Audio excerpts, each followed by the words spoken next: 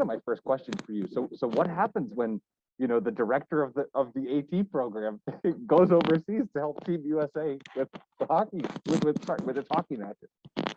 Thankfully, we've got an amazing team at the university. I've got some great colleagues that I've been working with, most of them for greater than 10 years. So we certainly know what needs to be done.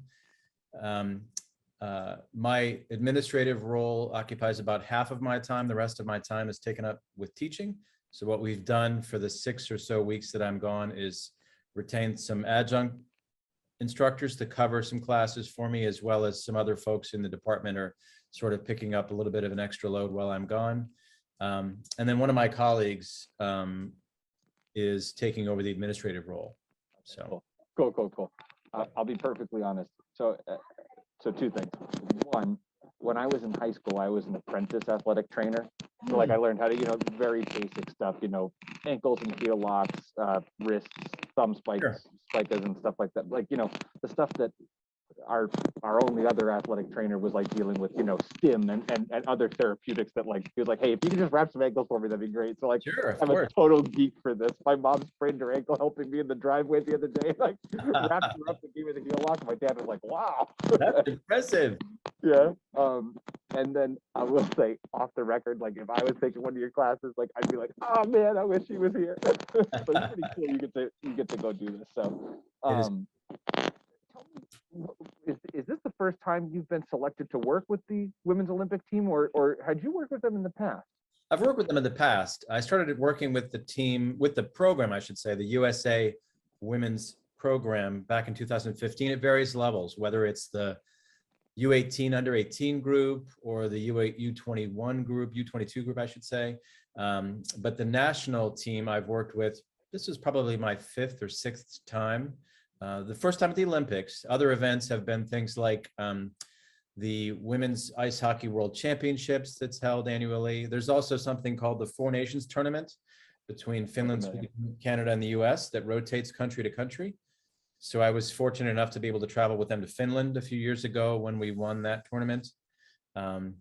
So yeah, not a veteran necessarily, but certainly, I've been around the team long enough, thankfully, to know the players pretty well.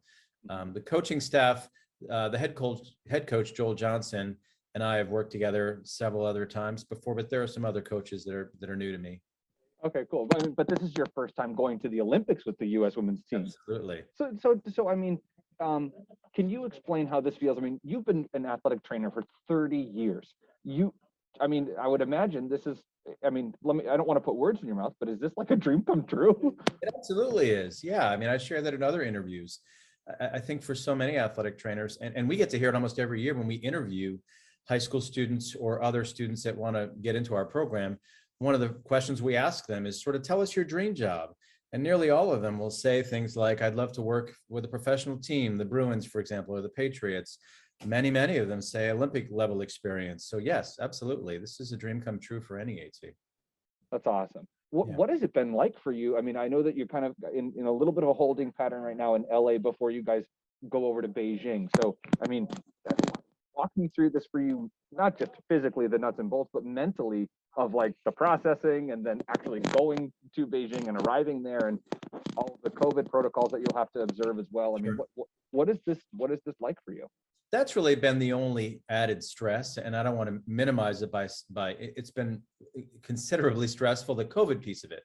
The rest of it sort of feels the same as any other type of international travel. I mean, there is always the idea of what do we pack and bring with us? How do we set up sort of a mobile medical unit wherever we are, whether it's in a hotel room or in a conference center at a hotel, at the rink, wherever, or the facility that we're going to be practicing or playing at. So those things are all very much the same. What is very different right now for the rest of the world is just the pandemic.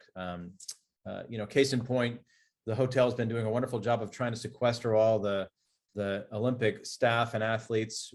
One example is we're using the staff elevators in the hotel here to sort of keep us away from the general public as much as possible. So to the extent that they can, they're trying to create a bubble for us here.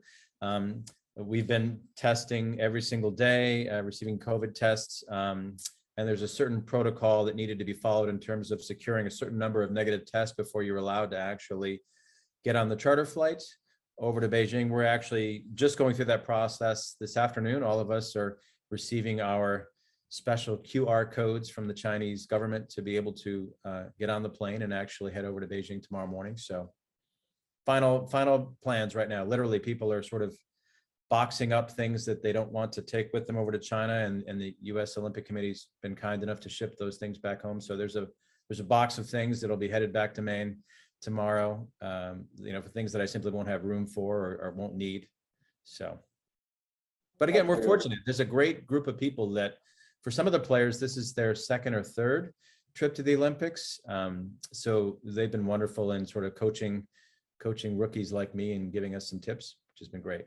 So because you've worked with the U.S. women's team in other capacities outside of the Olympics, how many of the players on the roster are you familiar with? How many of them are you seeing again, for, a second time or a third time or something like that? Probably 80%, I would think.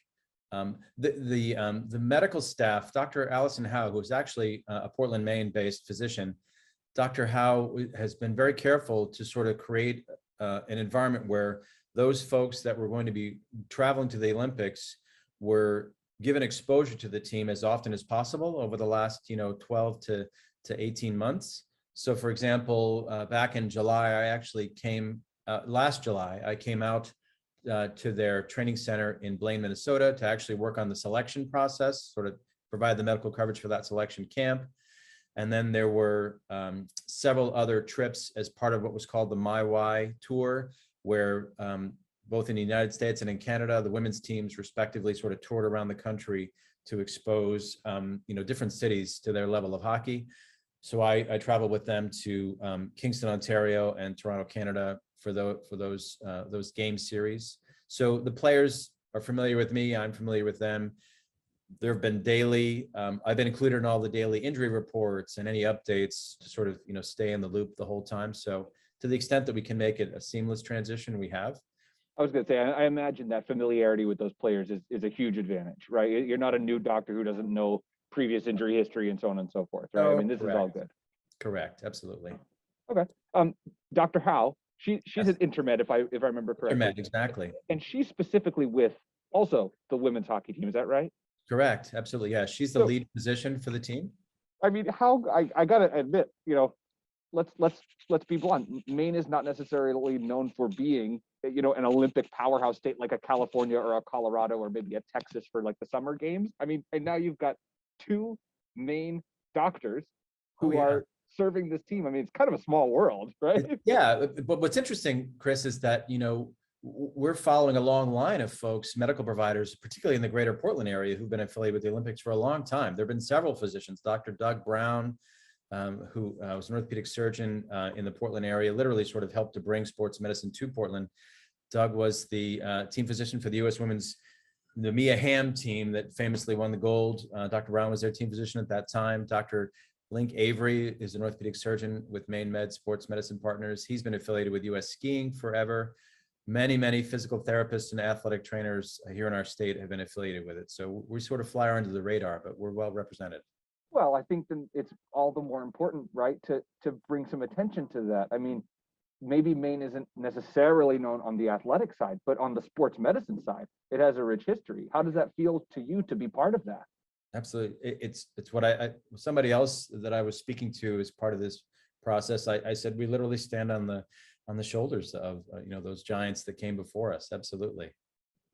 That's really cool. That's so cool. I love that. My dad is a physician. He does internal care. My mom is she was an RN. She's now an epidemiologist. And so my family has a medical background. Sure. I'm very grateful for that, but I just like, it gives me like a little bit of geekiness when I get to talk to people who are doing it at such a, advanced level. So anyway, what does it mean for you, I guess, in that regard, right? To be able to represent Maine at these specific Olympics in the capacity that you, Dr. Howe, et cetera, are doing so?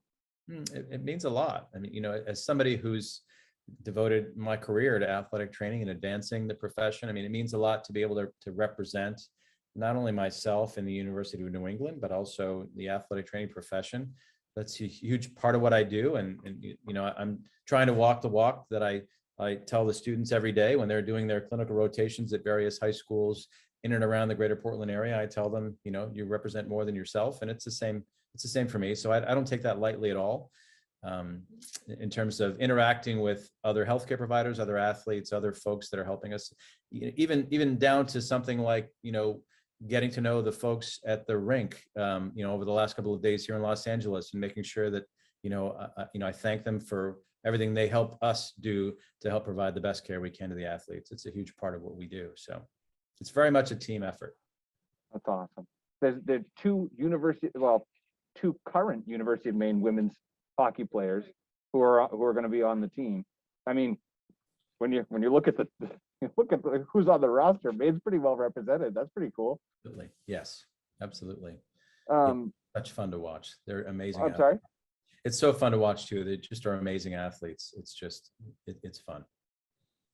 You know what, Wayne, you've been so gracious with your time, and I know that I've taken a lot of it. Is there something that I haven't asked you about what this experience will be like for you to do for the first time that you want to make sure people back home know?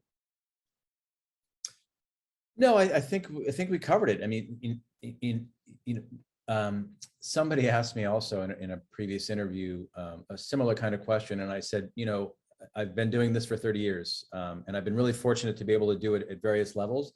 But you know, when you're representing the country at a world championship, internationally, you know, when the national anthem plays, it takes on a completely different meaning. And that took me by surprise during my first international trip with the team. And I'm sure it's going to be, you know, tenfold when it happens over in Beijing. So I'm looking forward to that. Okay, I do have to ask you one more question. Yeah. You could, because you talked about the competitions that you've been able to attend with the USA Women's Hockey regarding Finland and Sweden and Canada. I mean, are you hoping, at least from a rivalry perspective, that the gold medal game comes down to the US and Canada? I'm hoping. My record's actually, I'm undefeated you know, when I've been on the bench with the team, there's a little running joke. When I've been on the bench with the team, we've beaten Canada every time. I actually won't be on the bench for many of the games because I'm not the lead athletic trainer at the games. I'm more the second support person. But yeah, it's a phenomenal rivalry, and the energy that gets brought to the game because they've been playing each other. And of course, many of these women know each other. They play currently, or they have played, you know, in the last several years on Division I hockey programs with each other. So it's great to watch. I love that. Wayne, you've been incredibly gracious with your time. And should I be calling you Professor, or what would be the appropriate title? I mean, is it Dr. Lamarre, or what would you prefer? Professor Lamarre or Wayne Lamarre, it certainly doesn't matter. Professor Lamarre is fine if it's in the context of the university, but certainly here on the team, it's Wayne. All right, cool. Wayne, do you have I know that when you spoke with Aaron, our photographer, back in October, I think you had given him a couple of photos. Did you get anything else in the month since of you working with the team, either Team USA or here at UNE, that we could share? Not since then, no, not since then. Okay. I'll check in with either athletics or Chris Rose or Sarah Delage and see if they've got maybe some pictures of you. But Wayne, I really appreciate you taking the time. Thank you so much for doing this. And best of luck. Thank you very much. Yeah. Well, hopefully we'll bring back some gold.